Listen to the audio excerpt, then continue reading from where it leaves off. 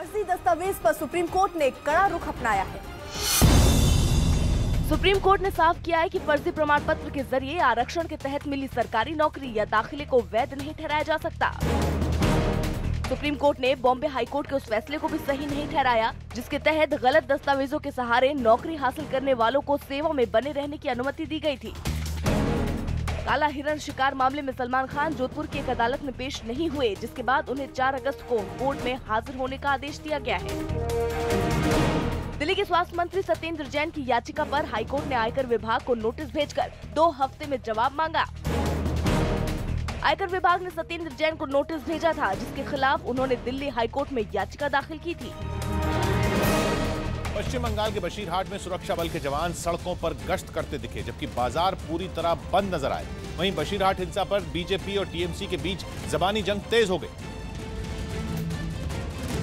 लेकिन इस बीच बशीरहाट में तनावपूर्ण सन्नाटा पसरा रहा। सुरक्षा बल के जवान पूरे इलाके में गश्त करते दिखे, वहीं बाजारों में भी सन्नाटा पसरा रहा। सारी दुकानें बंद दिखी तो हिंसा के बीच सियासत भी गरमाई हुई है। पश्चिम बंगाल सरकार ने गृह मंत्रालय को घटना की रिपोर्ट तक नहीं भेजी। वहीं केंद्र की ओर से भेजी गई सीआरपीएफ की 4 कंपनियों को भी लेने से मना कर दिया।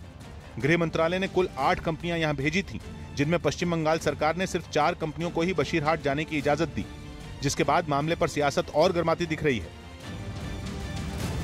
क्योंकि बीजेपी ने अब टीएमसी से सीधे 2-2 हाथ करने का ऐलान कर दिया है। इसके लिए बीजेपी ने बंगाल में राष्ट्रपति शासन लगाने की मांग की, साथ ही 3 सदस्यों का प्रतिनिधिमंडल बंगाल भेजने का ऐलान किया, जिसमें ओपी माथुर, मीनाक्षी लेखी और सत्यपाल सिंह शामिल होंगे।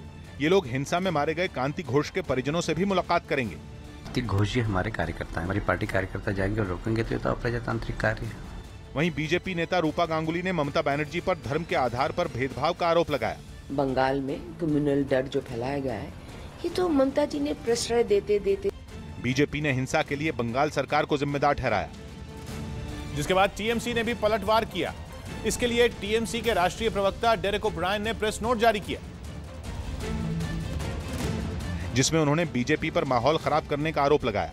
इस बीच बीजेपी और टीएमसी की सीधी जबानी जंग में सीपीएम भी कूद पड़ी और हिंसा के लिए दोनों दलों को जिम्मेदार करार दिया। Trinamool Congress and the BJP are creating polarisation. CPM ने बंगाल सरकार पर हालात को संभालने में नाकाम रहने का आरोप लगाया। इस बीच राज्यपाल और ममता बनर्जी के बीच पैदा हुई तल्खी भी खत्म होने का नाम नहीं ले रही है। टीएमसी नेता लगातार राज्यपाल पर पक्षपाती रवैया अपनाने का आरोप लगा रहे हैं। ऐसे में बीजेपी ने राज्यपाल का बचाव किया। राज्यपाल जी का नाम लेकर अपमान करना अच्छा नहीं है। हालांकि बीजेपी की सफाई के बीच जेडीयू ने ममता बनर्जी के आरोपों का समर्थन किया। गैर भाजपाई राज्यों के जो गवर्नर हैं वो केंद्र के जासूस की तरह से काम कर रहे हैं। बंगाल में हिंसा के बीच राज्यपाल की भूमिका को लेकर भी टीएमसी समेत कई विपक्षी दल सवाल उठा रहे हैं, लेकिन बीजेपी पीछे हटने को तैयार नहीं है। बीजेपी नेताओं ने बशीरहाट की हिंसा में मारे गए बीजेपी कार्यकर्ता के परिजनों से मिलने की कोशिश की।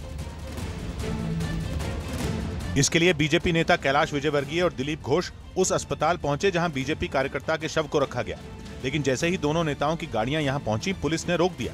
इस दौरान कुछ टीएमसी समर्थक नारेबाजी भी करने लगे, जिसके बाद बीजेपी कार्यकर्ताओं से उनकी हल्की झड़प भी हुई, जिन्हें पुलिस ने खदेड़कर हटाया। अस्पताल के बाहर रोके जाने से बीजेपी नेता खासे नाराज दिखे।